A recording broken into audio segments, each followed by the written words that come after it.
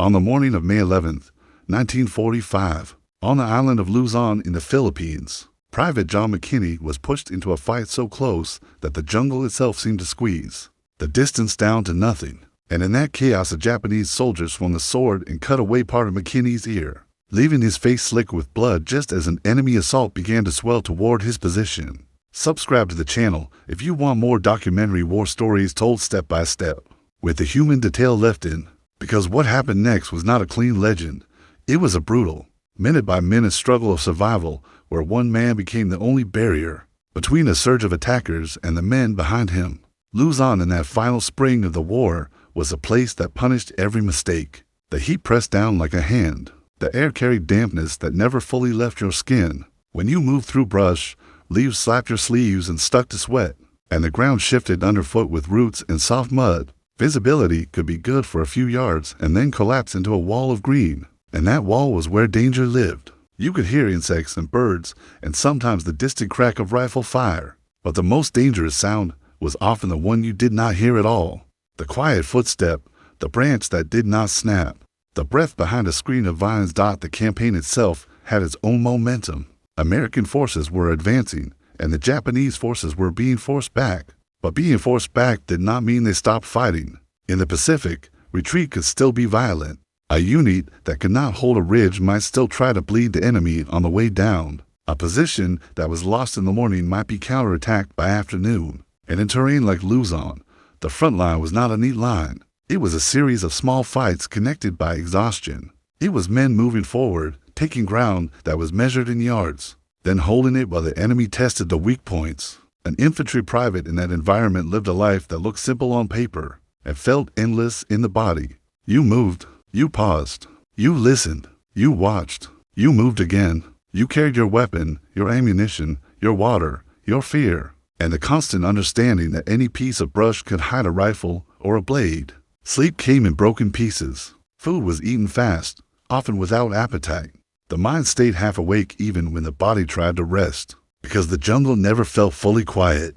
John McKinney was not operating in a world of cinematic clarity. He was operating in that ordinary, grinding reality where courage is not a speech. It is the decision to do your job again, and again, and again, even when you are tired, even when you are scared, even when you would rather be anywhere else on earth. He was a private, which meant he did not control the battle with maps. He controlled only what was directly in front of him, his footing, his weapon, his attention, his breath. When contact came that day, it did not arrive politely. In jungle fighting, the first warning might be a sharp crack and a puff of dirt, or a sudden shout, or the unmistakable metallic clink of something moving where it should not. Sometimes it began with a single shot. Sometimes it began with a burst. Sometimes it began with movement so close that you did not have time to ask where the enemy was.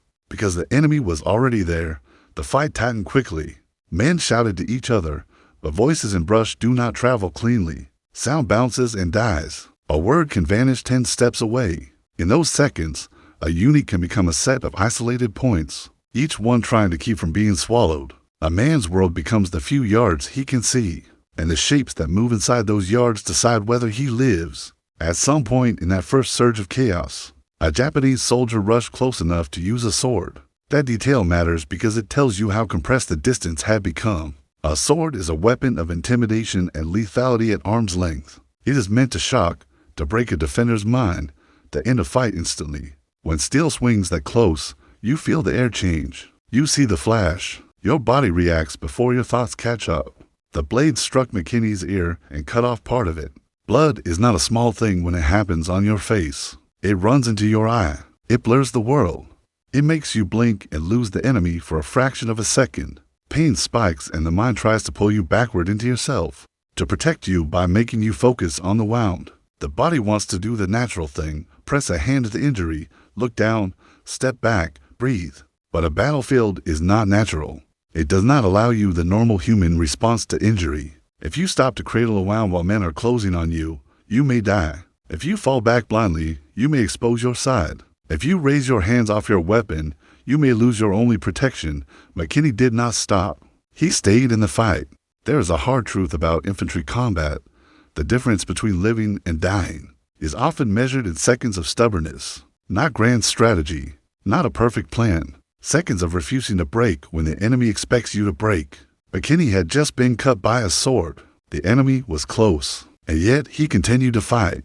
And in doing so, he denied the attackers the psychological victory they were trying to force. The situation around him evolved fast. In a close engagement, people shift positions instinctively. Someone moves to cover a flank. Someone drops to one knee behind a stump. Someone crawls to a better angle. Someone retreats a few yards to avoid being surrounded. These shifts are necessary, but they can also open gaps. A gap is a dangerous thing in a jungle fight because an attacker can pour through it and turn a defense into a scramble. Once that happens, men begin fighting in different directions and coordination collapses. The enemy does not need to kill everyone to win. They need to create enough confusion that the defenders cannot act as one. In the minutes after the sword wound, McKinney ended up at a critical point where he was effectively alone facing an oncoming push. Whether the men near him were forced elsewhere by fire, or the line bent and thinned, or visibility simply hid them, the result was the same. He was the one who had to hold a piece of ground that the enemy was trying to take. This is the moment where legend often begins. But the real moment is not a legend. It is a man alone with the weight of responsibility crushing down on him. It is the sound of movement in brush. It is the awareness that if he steps back, the enemy will step forward. And if the enemy steps forward, the men behind him will be in danger. It is the sudden realization that you are the hinge of the door, and the door is being kicked in. McKinney set himself in a defensive posture. A defensive posture in the jungle is not a bunker. It is whatever cover you can find, a fold in the earth, a tree trunk, a log, a shallow depression that hides your body from direct view. It is choosing an angle where you can see a lane of approach, because lanes are where attackers appear. It is positioning yourself so that you can fire without exposing your entire body. It is making sure you can reload without standing up. He had to do all of that while bleeding, while sweating, and while the enemy was still testing the line. The attackers came in waves. Wave does not necessarily mean a perfect formation. It means repeated rushes, groups of men pushing forward quickly, sometimes with shouting, sometimes with sudden silence, sometimes with grenades, sometimes with close-range shots. The idea is to overwhelm the defender's ability to track targets and maintain composure. A defender who panics fires too fast. A defender who fires too fast runs dry. A defender who runs dry at the wrong second gets killed. McKinney did not have the luxury of panic. He had to shoot like a man who understood that every round mattered. He had to pick targets, not spray the jungle. That discipline is not glamorous, but it is deadly. It is also exhausting, because it demands concentration in a moment when concentration is the hardest thing to maintain. The jungle fight becomes a kind of terrible arithmetic. You have a certain number of rounds. You have a certain amount of time it takes to reload. You have a certain distance the enemy can cover in a rush. If the enemy is close enough, your reload time is a death sentence unless you manage the rhythm of the fight. A good defender uses shots to slow the rush before it reaches that critical distance. A good defender forces the attackers to hesitate, to drop, to crawl, to lose the speed they need to overrun him. McKinney's fire did that. Each attacker that fell became an obstacle for the next. A body in a narrow lane forces men to step around it. Stepping around it slows the rush. Slowing the rush gives the defender more time. More time gives the defender more accuracy. Accuracy creates more bodies. The lane becomes clogged and the wave loses its momentum. But the enemy was not stupid. When a rush fails, attackers try something else. They try to draw the defender's attention. They throw a grenade to make him move. They fire from an angle to force him to look away from the main approach. They crawl to the side. They attempt to appear suddenly at close range, because close range is where even a determined defender can be surprised. McKinney had to manage multiple threats with one set of eyes and one weapon. He had to shift his position enough to avoid being fixed, but not so much that he lost the lane he was defending. He had to listen for movement, because in brush, hearing can save you when sight fails. He had to maintain the mental clarity to recognize when a rustle was wind and when it was a man. Blood continued to run from his ear. It mixed with sweat.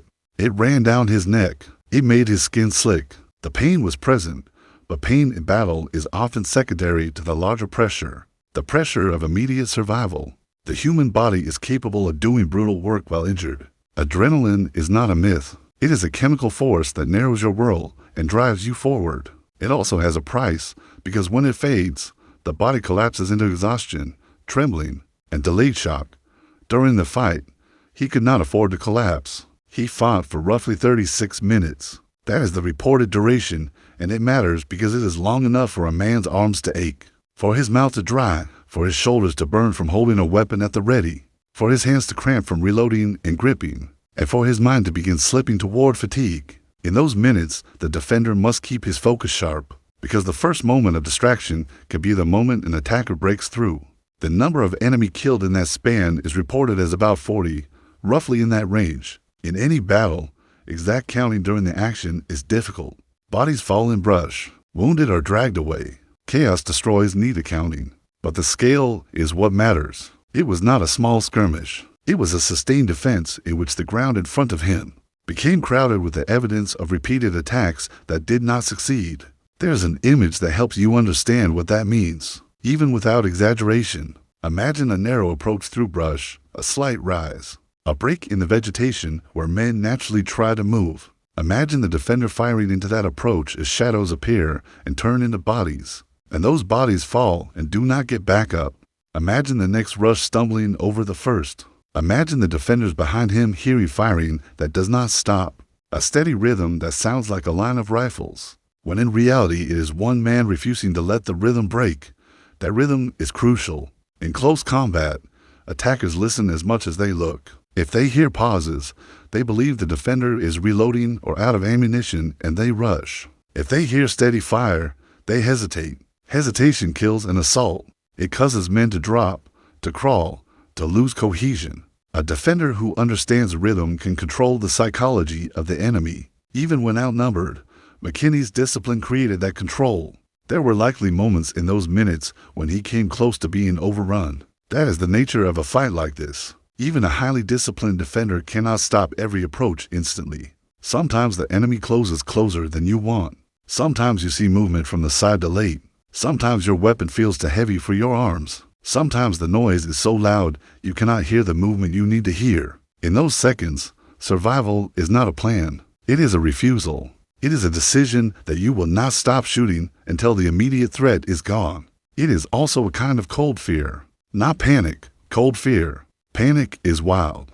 Cold fear is sharp. Cold fear is the awareness that you might die and the decision to keep your hands working anyway. Cold fear is the moment you reload and you know that if you fumble, you are finished, and you force your fingers to do the work with precision even while your heart is hammering. At some point, the attack broke. That does not mean the enemy simply vanished. It means the pressure eased enough that the immediate rushes stopped. In a jungle fight, attackers might melt back into cover, pulling away, leaving the ground for the moment. They may be regrouping. They may be looking for another angle. They may be deciding that the cost is too high. They may believe they have hit a larger defense than they expected. This is another cruel feature of combat. The enemy often does not know what you really are. They see only the effect. If one man fires with discipline and shifts his position, the enemy may believe there are many. They may believe the position is supported. They may believe that pushing harder will lead them into a trap. In war, perception can be as powerful as reality. McKinney's defense created a perception of strength. When the immediate threat ended, the danger did not disappear. After a firefight, the most dangerous time can be the minutes after, when the defender relaxes too soon. A soldier who has survived a rush sometimes stands up, thinking it is over, and exposes himself to a final shot from an attacker who stayed hidden. A soldier who believes silence means safety can be killed by the enemy's patience. McKinney remained alert, wounded, exhausted, and alone. He had to hold himself together while waiting for contact with his own men to reestablish. He had to watch the brush. He had to keep his weapon ready. He had to be prepared for another rush, because the enemy had already shown a willingness to close to sword distance. When American soldiers regained the position or reached him again, they found a scene that confirmed what their ears had already suggested. The ground in front of McKinney showed the scale of the fight.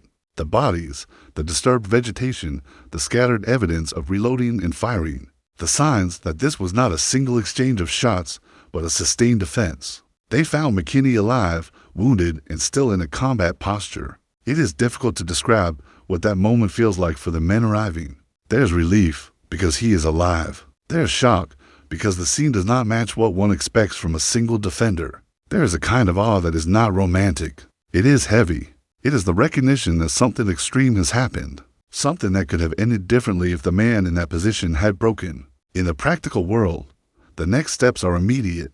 Check the wound. Stop the bleeding as best as possible.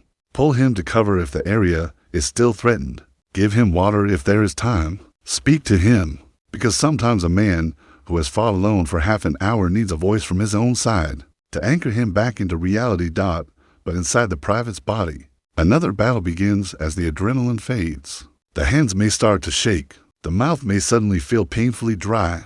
The pain may rise like a wave. A soldier may begin to feel cold even in heat. He may become quiet. He may become strangely calm. He may laugh briefly. The mind reacts in unpredictable ways to surviving something that should have killed him. Later, when the action had moved on and reports were made, the story of those minutes would be written into official language. Repelled an attack, held a position, displayed conspicuous gallantry, words designed to be respectful and precise. But the truth behind the words was raw. It was a private who had been cut by a sword, then fought alone, then killed enough attackers that the enemy withdrew. That is why it became a story remembered beyond his own unit. When a military recognizes an act like this at the highest level, it is not simply celebrating aggression. It is acknowledging that the act likely changed the outcome of a local fight, and that changing the outcome of local fights is how wars are won. A position held can prevent a breakthrough.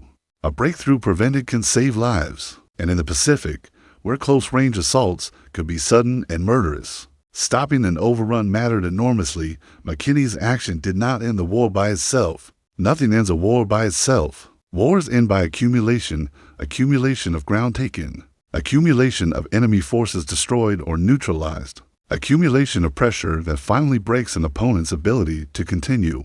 A single stand becomes part of that accumulation, but for the men present, it was not about the grand arc. It was about that day, that slope, that brush, and the fact that a rush was stopped. In the aftermath, the story would circulate.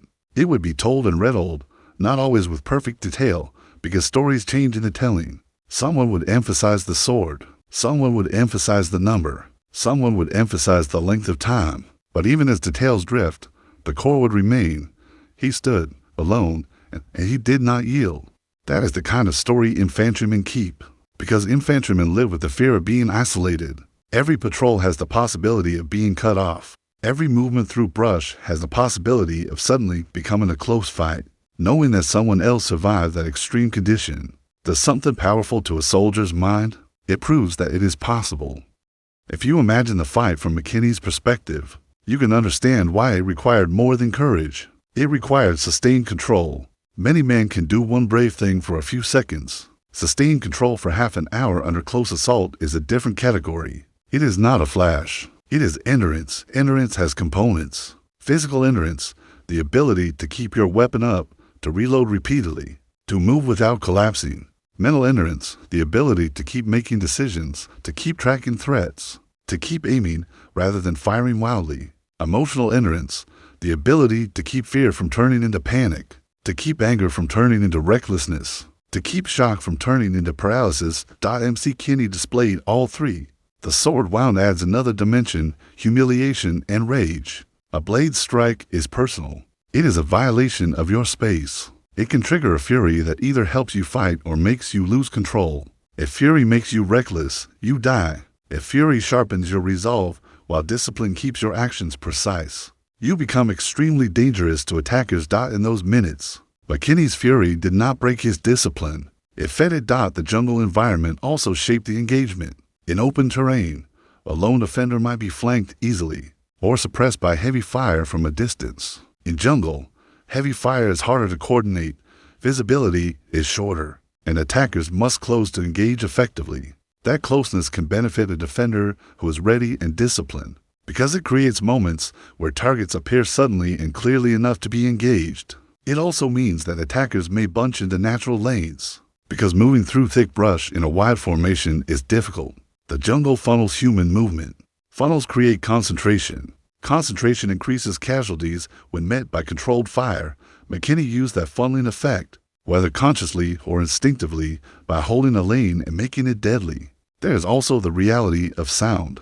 In jungle, the sound of repeated firing echoes and spreads unpredictably.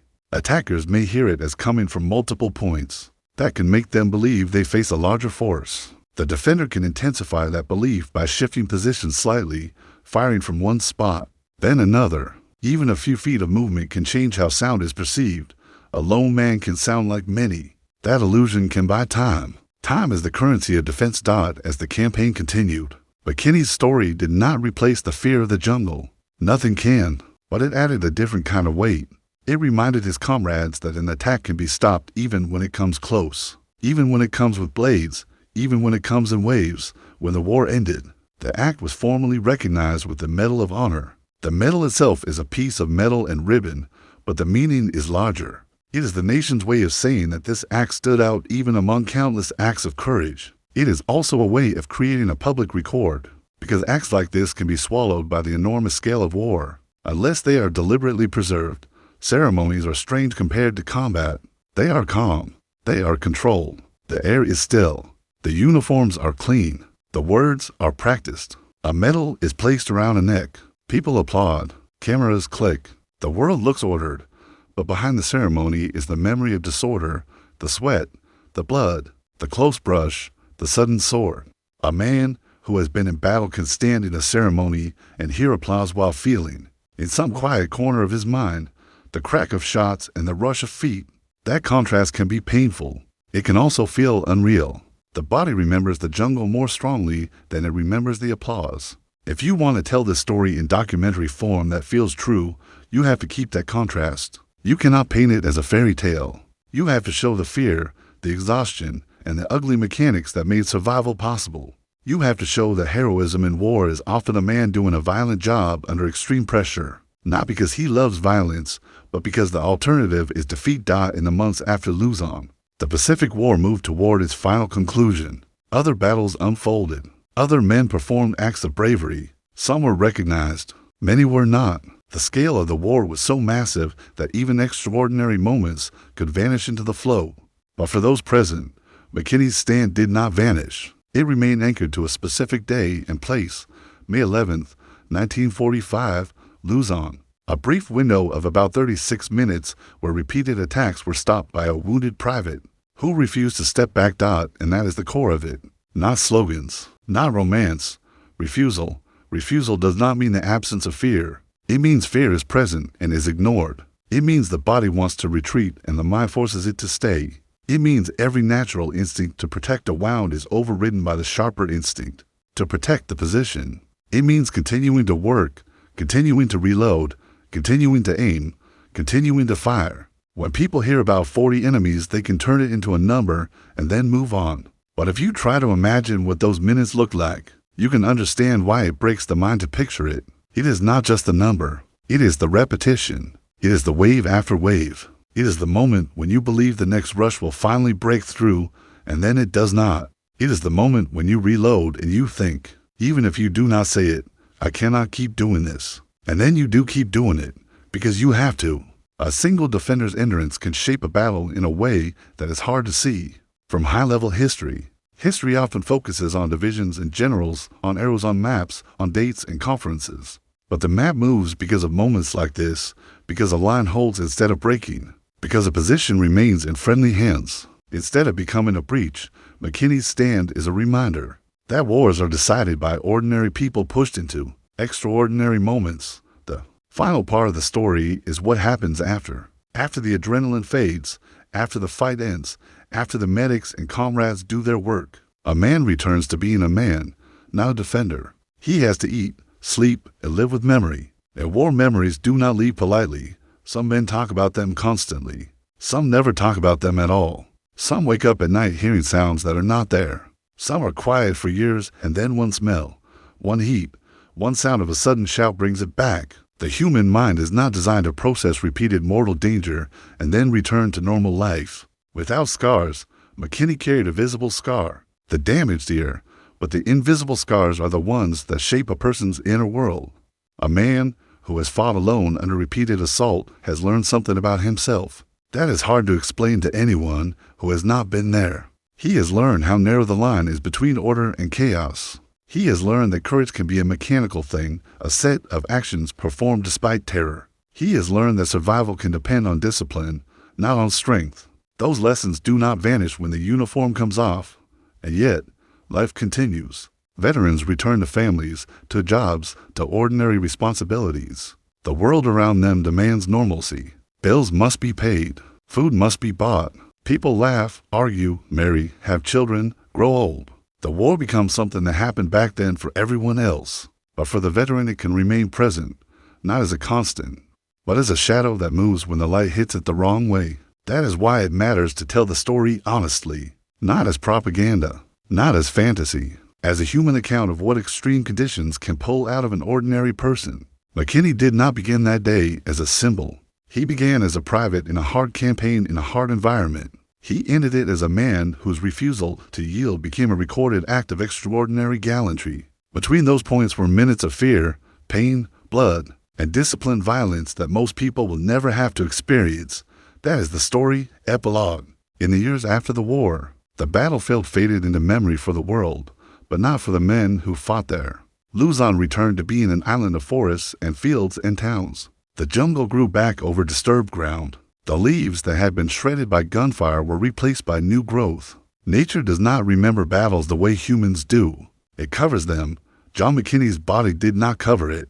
The missing part of his ear remained. It was a small, permanent mark that did not allow him to forget that the enemy once came close enough to strike him with steel. The metal recognized what he did, but the scar reminded him what it cost. His name became part of an official record. But the meaning of that record is not simply honor. It is a reminder of the kind of moments that decide life and death in war, and of the burden carried by those who are forced into them. When people read his story decades later, they see a dramatic summary: wounded, alone, held his position, killed many attackers. But the real epilogue is quieter. A man returns from war and lives with what he has done, and what he has survived. History remembers the half hour. A veteran lives with the rest of the years, and that is the full shape of it. A day in May, a jungle lane, a sword strike, a private holding ground with discipline when being outnumbered should have meant being overrun. Recognition later in calm surroundings, and then a lifetime of ordinary days, carrying a memory that never fully becomes ordinary.